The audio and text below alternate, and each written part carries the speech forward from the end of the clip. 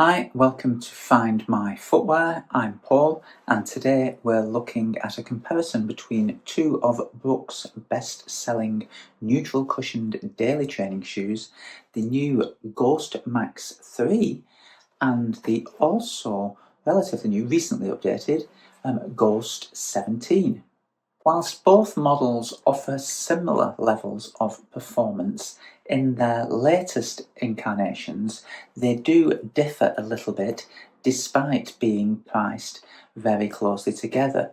Both shoes do offer great value for money, and in the previous versions, the Ghost Max was simply a kind of beefed up or pumped up version of the Brooks Ghost, but it does seem to have changed a little bit in the Ghost Max 3, so we're going to have a look at how it's changed and how the shoes differ and what features they share.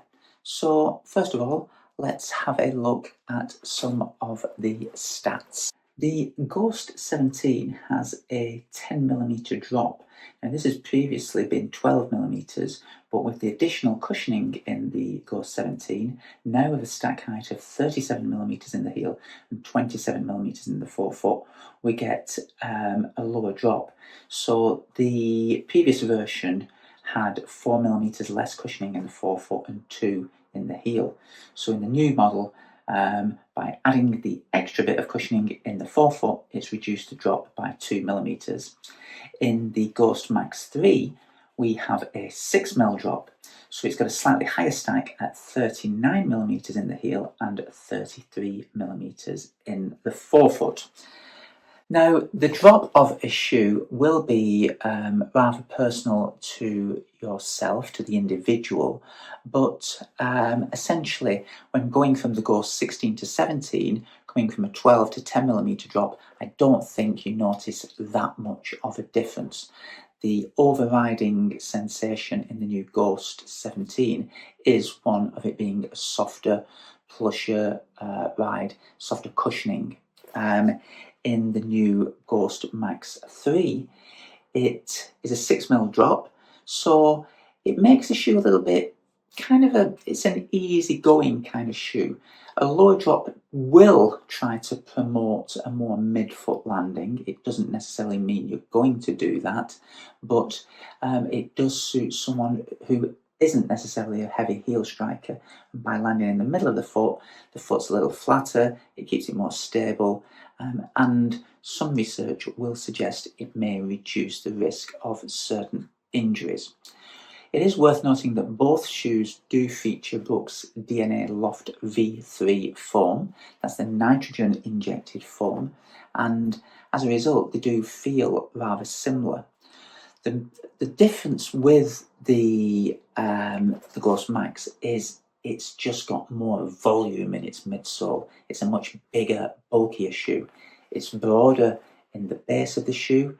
It looks a little bit thicker, a little bit higher stack. There's just more cushioning there, and it makes it a more stable shoe. There are also the additions of not guide rails, but I think the Brooks design team have taken some styling cues from the Adrenaline GTS and the Glycerin 22 GTS models with the go-to support, the guide rail system, and we have got a little bit of a lip here on the medial and on lateral side. See, it just scoops up a little bit here, so your foot's going to sit within that shoe, though the midsole cupping the heel, the foot sitting in the centre, keeping it centred, keeping it more stable. So the Ghost Max being a little bit more stable than the Ghost 17. The upper designs, well, very similar mesh constructions to them, and they both fit true to size, but you can see just the shape of the Ghost Max. It is much rounder in the forefoot. Of course, here it is just round. So it fits a little bit broader, fits a little bit roomier. It is true to size, but you can see the Ghost has a kind of slightly pointier fit. In the Ghost Max 3, it does allow your feet to spread out a bit, and again, that contributes to the natural stability of the shoe. The outsoles of both models offer good rubber coverage. I do like the new outsole in the Ghost 17. It has a lot of coverage, and it is holding up very well in terms of durability, but it does feel a little bit softer to the touch, and I think that contributes to the softer feeling ride of the 17. In the Ghost Max, again, lots of rubber coverage here. I would say the Ghost Max 3 does suit a heavier runner because it's just there's a bit more bulk to the shoe, so it keeps it stable, and I think it's going to hold up better to the impact forces if you are a heavier runner. But there's lots of rubber coverage, and it's rather quite thick on there as well, so it should prove very durable. That said, plenty of flex grooves, so it is nice and flexible. So it does offer a smooth ride. Ultimately, which one should you go for? Well, certainly if you're a heavier runner, go for the Ghost Max 3. I think combined with the Near Max stack height at 39mm, the slightly lower drop, the broader base, the wider fit, the higher volume fit, I think it will accommodate the larger, heavier runner much more easier, more welcoming, and I think it'll hold up and have much better durability as well. If you want a shoe that is a little bit lighter and a little bit more nimble, the Ghost 17 is the one for you. It's much softer than the previous version, and it's just an easy shoe to pull on and go in.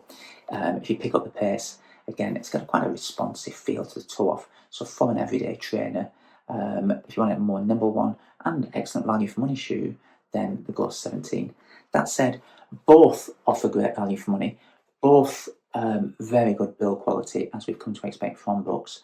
So I don't think there's a wrong choice here, but let's go for more durable, slightly more stable for a neutral model, and for a heavier runner with the Ghost Max 3, slightly more lighter and more nimble with the Ghost 17. Any questions, stick them down below. I think there might be one or two questions about these two because they are very closely matched and very closely placed models in the Brooks lineup. But I will always endeavour to answer your questions. So please please subscribe to the channel. That would be very much appreciated, and share the video if possible.